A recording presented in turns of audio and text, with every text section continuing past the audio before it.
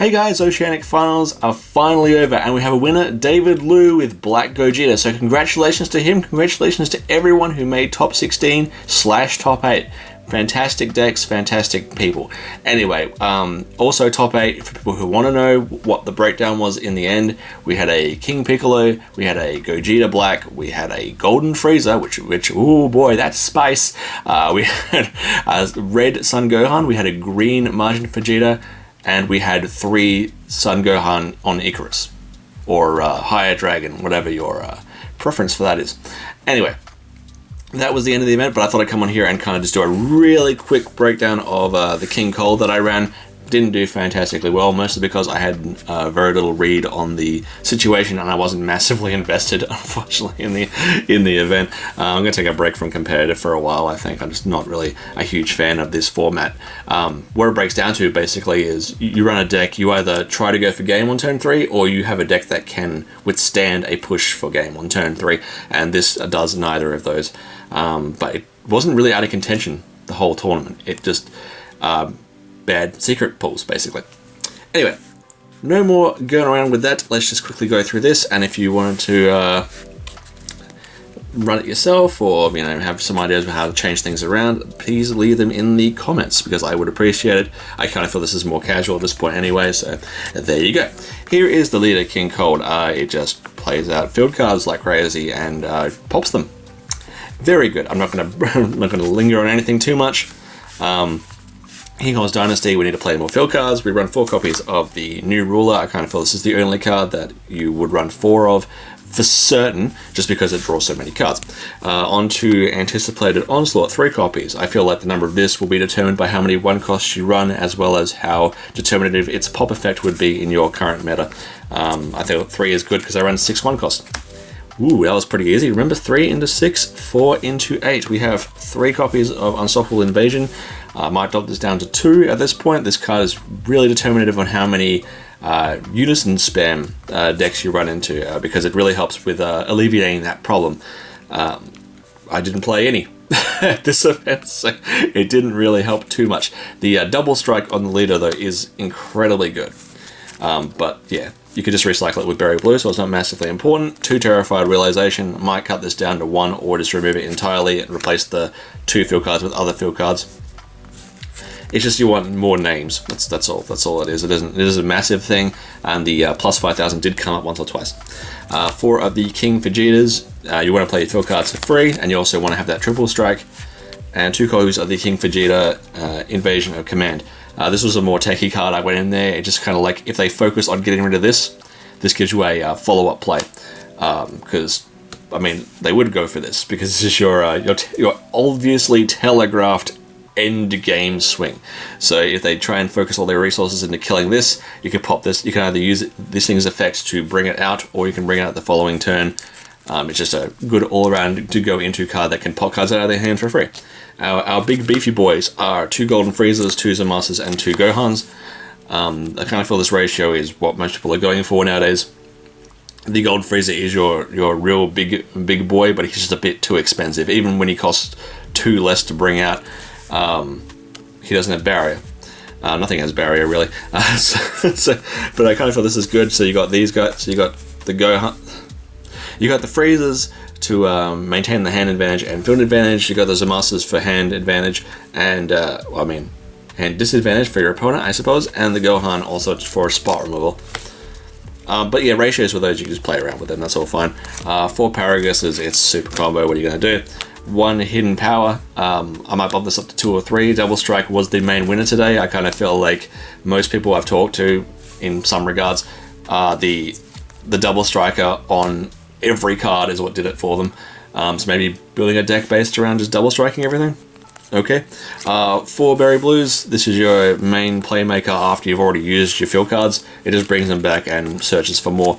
You really see either one of these or one of your unisons in the first couple of turns, just to get the absolute ball rolling.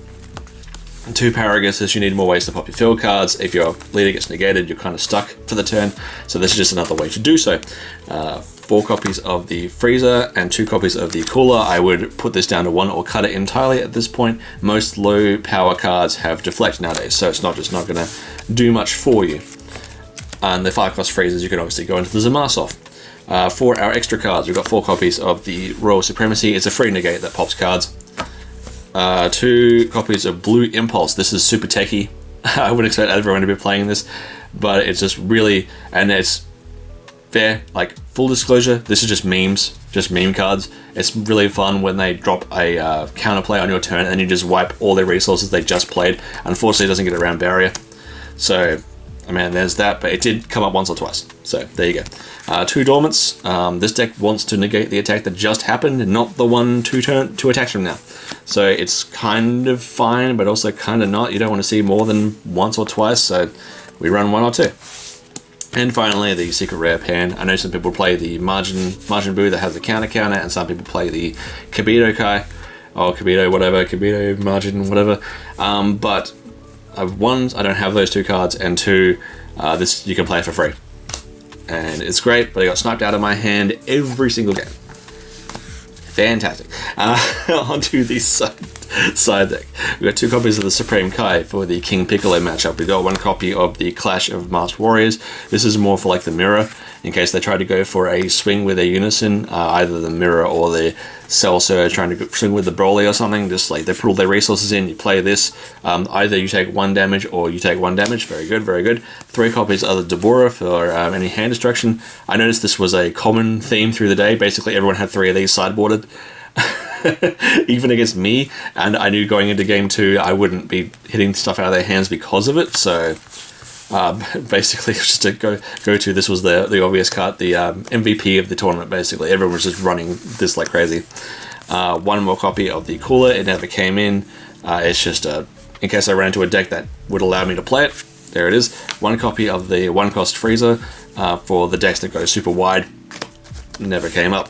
1 more copy of Golden Freezer in case they wanted to prioritize the big beefy boy hitting, but again, never really was a massive option. It mostly comes in when you want to prioritize 1 big guy swinging.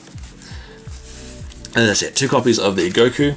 I'm only using this for the effect to remove a marker from the opponent's Unison. Again, I was prioritizing a deck that focused on handling Unison cards, and I just didn't play against any decks that really focused on it, so it never came in. 2 copies of the Chilled. More spot removal. Spot removal is very important, especially if they are playing something like a Jiren that plays out the 1 cost that gives everything barrier.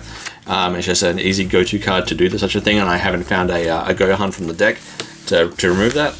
It's just another spot removal. And 2 Max Kamehamehas in case I played something real janky like Red Gogeta or whatever that cards can't be carried. The deck literally has no way to out a Red Gogeta, so this is the go-to for that. But anyway, that's the entire deck. Again, I'm actually quite happy with the way it ran, the way it played out. It never really bricked. It all kind of functioned fine. Unfortunately, just didn't have the luck that I needed to really pull off anything. But yeah, overall, you know, it was fine day. There was a few controversial things that happened, but in the end, it wasn't actually anyone's fault. So it doesn't really matter at the end of the day.